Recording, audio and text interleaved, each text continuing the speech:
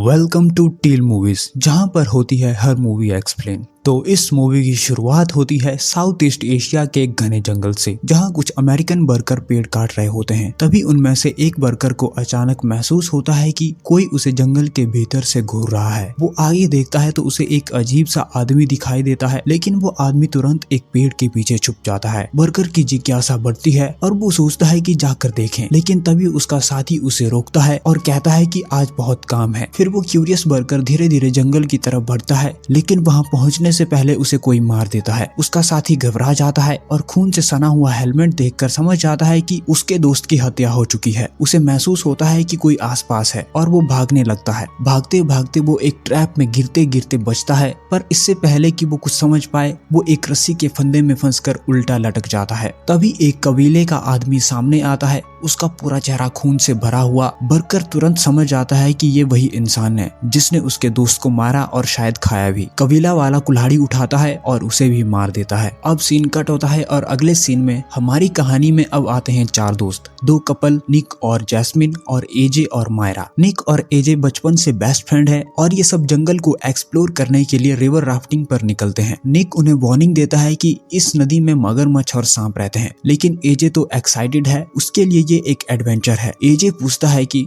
निक इतना महंगा ट्रिप क्यों कर रहा है, तो निक कहता है दोस्तों के लिए कर रहा हूँ। बाद में एजे मायरा से कहता है कि उसे कुछ गड़बड़ लग रही है, निक इतना पैसा क्यों उड़ा रहा है। मायरा उसे समझाती है कि निक उसकी बहुत परवाह करता है। अगले दिन वे नदी के किनारे अपने गाइड का इंतजार करते हैं। गाइड आता है और पूछता है कि क्या उन्हें नाव चलानी आती है। सब कहते हैं कि पहली बार कर रहे हैं। वो उन्हें लाइफ जैकेट देता है और फोन को एक वाटरप्रूफ बैग में रखवा लेता है, क्योंकि जंगल में नेटवर्क नहीं मिलता। लेकिन एजे फोन देने से हिचकिचाता है, कहता है कि उसे इम्पोर्टेंट कॉल करनी पड़ सकती है। खैर सफर शुरू होता है। सब नदी के शांत नजारों का मजा लेते हैं, बंदर देखते हैं। मायरा गाइड से पूछती है कि वो कब से ये काम कर रहा है। गाइड बताता है कि उसके दादा भी गाइड थे, लेकिन एक दिन अचानक वो जंगल में गायब हो गए। बाद में सिर्फ उनकी हड्डियां और सामान मिला। जब ग्रुप पूछता है कि क्या हुआ होगा, गाइड रहस्यमय अंदाज में कहता है कि इस जंगल में इंसान जानवरों से ज्यादा खतरनाक है। वो बताता है कि एक नरभक्षी जनजाति होने की अफवाह है जो आज भी जंगल में रहती है। दूसरी तरफ जंगल में एक बाइकर्स कपल ब्लॉग कर रहा होता है, लेकिन लड़का एक छिपे हुए तार से टकराकर वहीं मर जाता है। लड़की उसे ढूंढते ढूंढते एक डरावनी गुफा में पहुंच जाती है, जहां दीवारों पर अजीब अजीब ड्राइंग्स बनी होती हैं और वहां पर खून के निशान भी होते हैं। वो डरकर अपने फोन में वीडियो रिकॉर्ड करती है कि अगर किसी को ये फोन मिले तो उसकी आखिरी बात उसकी माँ तक पहुंचा दे। तभी उसके सामने उसके बॉयफ्रेंड का कटा हुआ सिर फेंक दिया जाता है। वो चीख भी नहीं पाती और पीछे से एक कबीले वाला आदमी उसका गला काट देता है। सीन वापिस नदी के किनारे पर शिफ्ट होता है।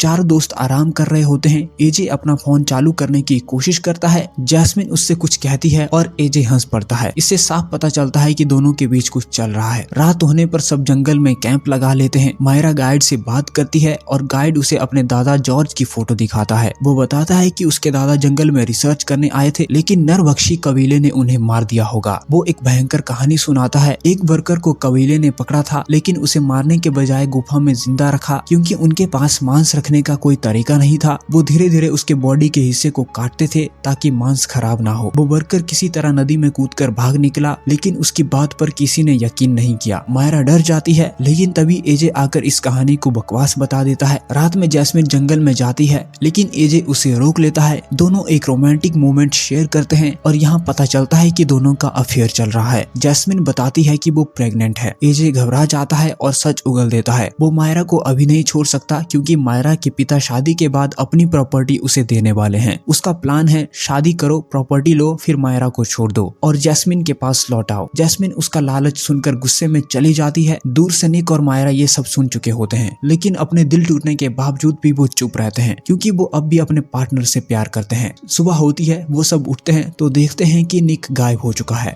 उसका बैग और फोन भी नहीं होते, यानी वो खुद ही कहीं चला गया है। सब लोग नदी में नाव लेकर उसे ढूंढने निकलते हैं। इसी बीच गाइड अकेला रह जाता है और जंगल से अजीब आवाजें सुनकर चेक करने जाता है। उसे कुछ लकड़ी के पुतले दिखते हैं जिन पर इंसानों के कपड़े डाले हुए होते हैं। उनमें से एक पुतला उसके दादा के कपड़ों में होता है। उसी वक्त एक कबीले का योद्धा उस पर हमला करता है और उसे मार डालता है। बाकी तीन लोग निक को खोजते हुए एक गुफा तक पहुंचते हैं, जहां उन्हें एक बाइकर का हेलमेट मिलता है, लेकिन सिर नहीं। तभी निक अचानक सामने आकर उन्हें डराता है और बताता है कि वो सिर्फ एक जरूरी कॉल करने गया था। वापसी के रास्ते में निक और एजे में बहस होती है। है। निक इशारा करता है कि उसे सब पता है। एजे समझ जाता है कि उसका राज खुल चुका है। जब वे नदी के किनारे पहुंचते हैं तो गाइड उन्हें गायब मिलता है। उन्हें लगता है कि वो उन्हें छोड़कर भाग गया होगा। वो लोग वहां से निकलने वाले ही होते हैं कि तभी उन्हें गाइड की नाव मिलती है और नाव पूरी तरह खून से सनी हुई होती है। डर के मारे सबके होश उड़ जाते हैं। गाइड को ढूंढने वे जंगल के अंदर जाते हैं और थोड़ी दूर जाकर उबलते हुए पानी का बड़ा बर्तन देखते हैं तो उनके पैरों तले जमीन खिसक जाती है। गाइड का कटा हुआ सिर उसी पानी में उबल रहा होता है। घबराकर सब भागने लगते हैं, लेकिन तभी नरभक्षी जनजाति के लोग अचानक हमला कर देते हैं। उनमें से एक दोस्त किसी तरह चाकू निकालकर एक जनजाति वाले को मार देता है और सब जान बचाकर दौड़ लगाते हैं। लेकिन असली खतरा अब आ जाता है। जनजाति का सबसे खतरनाक शिकारी हथियारों के साथ उनका पीछा करने लगता है। वो अपने मरे हुए साथी को देखता है, उसका दिल निकाल कर खा जाता है और बदला लेने की कसम खाता है। इसके बाद रात हो जाती है। चलते चलते एजे निक को ट्रिप के पैसे देने के लिए धन्यवाद कहता है। निक हल्की मुस्कान में ताना मारते हुए कहता है कि और रात किसी और के साथ बिताने के लिए भी थैंक्स। एजे समझ आता है निक सब जान गया है। मायरा भी ये सुन लेती है और पूरी सच्चाई को समझ जाती है। शाम तक चलते चलते वे कैंप लगाते हैं। मायरा कुछ फल इकट्ठा करती है और सबको देती है। फिर वो बताती है कि गाइड ने क्या कहा था। ये जनजाति सबको एक साथ नहीं मारती, उन्हें शिकार करना पसंद है। वो सबको एक एक करके मारते हैं क्योंकि उनके पास मांस स्टोर करने का तरीका नहीं होता, इसलिए धीरे धीरे मारते हैं ताकि मांस ताजा रहे। ये सुनकर वे तय करते हैं कि एक एक करके पहरा देंगे। पहला पहरा निक लेता है, बाकी सो जाते हैं। मायरा निक के पास आती है और उसे फल देती है, लेकिन निक मना कर देता है। निक कहता है कि उसे नहीं लगता कि वे बच पाएंगे, खासकर क्योंकि जैस्मिन प्रेग्नेंट है और तेज नहीं भाग सकती। फिर वो एक बड़ा राज खोलता है, वो बच्चा उसका नहीं है। मायरा बताती है कि उसे पहले से ही सब पता था और निक को दिलासा देती है कि वो जैस्मिन का ख्याल रखेगी। ये बात करने के बाद दोनों सोने चले जाते हैं। थोड़ी देर बाद एजे की निगरानी की बारी आती है। मच्छर उसे परेशान करने लगते हैं तो वो खुद पर मिट्टी मल देता है। तभी उसे पता चलता है कि जनजाति का शिकारी वहीं छिपा बैठा है। एजे चाकू उठाकर उस पर हमला करता है। एक तगड़ी लड़ाई शुरू होती है। आवाज सुनकर निक भागकर आता है, लेकिन उसका हाथ काट दिया जाता है। उधर एजे फिसलकर एक गड्ढे में गिर जाता है और बेहोश हो जाता है। कुछ देर बाद होश आते ही वो ऊपर चढ़ता है, लेकिन देखता है कि कबीले वालों ने निक को पकड़ लिया है। वो उसे बचा नहीं पाता, लेकिन दूर से चिल्लाकर कहता है कि वो उसकी वाइफ का ख्याल रखेगा। एजे वहां से भाग जाता है। कबीले वाले निक को गुफा में ले जाते हैं और उसे टॉर्चर करना शुरू कर देते हैं। एक छोटा शिकारी जिसको अपना पहला मर्डर करना होता है, आखिरकार निक को पकड़ कर मार डालता है। फिर रात में वो उसका मांस पकाकर खा जाते हैं। अगली सुबह लड़कियां उठती हैं और देखती हैं कि एजे खून में लथपथ बैठा है।